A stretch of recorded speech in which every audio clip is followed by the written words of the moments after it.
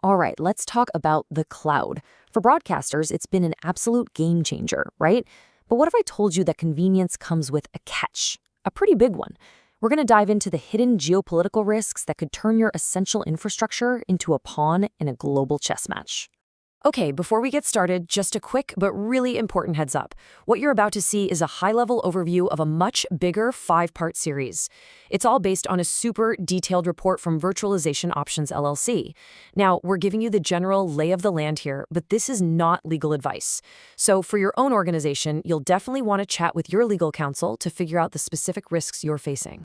So here's what we're going to cover today. We'll kick things off with the new geopolitical landscape, then get into the cloud's physical and legal risks. After that, we'll look at the specific threats broadcasters are up against and how governments can now step in ways that are, well, kind of new. We'll also touch on some real-world case studies and then wrap up by looking at how to fight back with mitigation and policy recommendations. Let's get to it. This right here, this is the core question we're tackling. Is your broadcast setup built on solid rock, or is it actually on something a lot less stable, like shifting sand? If you're using the cloud, it's a question you really, really need to be asking yourself.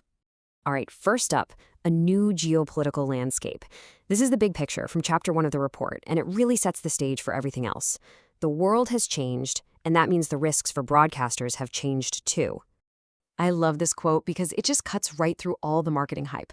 We talk about the cloud like it's this magical, floaty thing up in the sky, but the report nails it. It's not ethereal at all. It's made of profoundly physical assets. Think about it. It's real data centers, real fiber optic cables, and real servers. And those physical things, they exist in real countries, which means they're tangled up in real-world politics and laws. So all that physical gear has basically become a new kind of battlefield. The report breaks it down into 3 key issues that are creating a perfect storm. First, you've got the intense tech rivalry between the US and China, which creates all kinds of uncertainty. Second, almost everything runs on just 3 US companies. That massive concentration creates huge single points of failure. And third, we've already had a taste of how fragile it is. We've seen major outages that prove just how vulnerable the whole system can be. Okay, so let's keep digging into Chapter 1 and talk about the cloud's physical and legal risks. This is where those big, abstract ideas about geopolitics start to feel very, very real for your day-to-day operations. This is a huge concept from the report, something they call administrative sovereignty.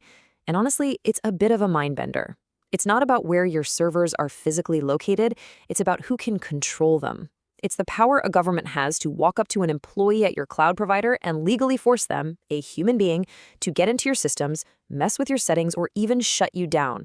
And the scariest part, it can all happen without you ever knowing about it. And this power isn't just theoretical, it's baked into the law. You've got things like the US Cloud Act, which lets the government demand your data no matter where it's stored on the planet. Then there are FISA courts issuing secret surveillance orders that your provider is legally gagged from telling you about. And if there's a national crisis, forget about it. The government can invoke emergency powers to interrupt services. The key takeaway here is that these laws trump any service agreement you think you have. All right, moving on to Chapter 2. Let's get down to brass tacks. What does all this actually mean for you as a broadcaster? We're shifting from the big picture to the direct threats to your operations. The report lays out the risks in 4 escalating stages. It's kind of like a ladder of bad news. At the bottom rung, you have the immediate stuff, like surveillance or demands for your data. A step up from that, you get to escalation scenarios, like your service getting cut off because of sanctions. Then it gets systemic. Think supply chain chaos or wild price swings. And at the very top, the catastrophic level. Your data is seized or your service is just gone. So sticking with Chapter 2, this brings us to a really critical point. We're talking about a whole new world of government intervention, one that goes way beyond the kind of old-school license challenges that broadcasters have dealt with for decades. Just look at this comparison. It says it all. The old way of doing things, a license challenge, was public. You could appeal it. You knew the rules of the game. This new risk, this cloud intervention, it's the total opposite. It's secret. There's often no way to fight it, and it can come out of absolutely nowhere. It's not just a new rule, it's a whole new game, and the power has completely shifted. And governments have a whole new set of tools to play with. They can block your access to key tech like AI through export controls. They can hit you with really intrusive cybersecurity mandates. If things get serious, like in a national emergency, They can literally take control of the infrastructure you're running on. Or they could just tell your cloud provider to throttle your streams or block your content. Poof. Okay, so you might be thinking, this all sounds a bit theoretical. Well, it's not, and that's what Chapter 3 of the report is all about. Real-world examples that show these risks are already happening. Take the big AWS outage in Northern Virginia.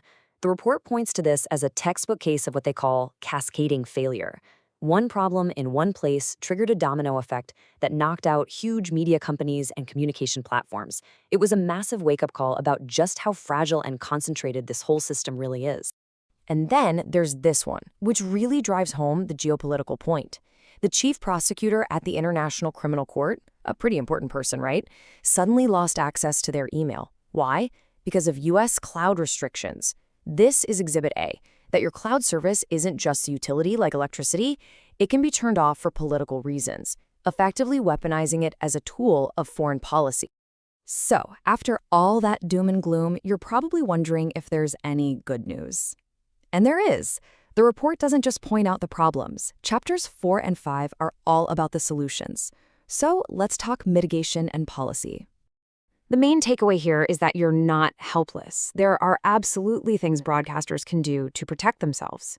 Now, we're just scratching the surface in this overview, but the full 5-part series is where we'll really dig into the nitty-gritty of these strategies for building a much more resilient operation.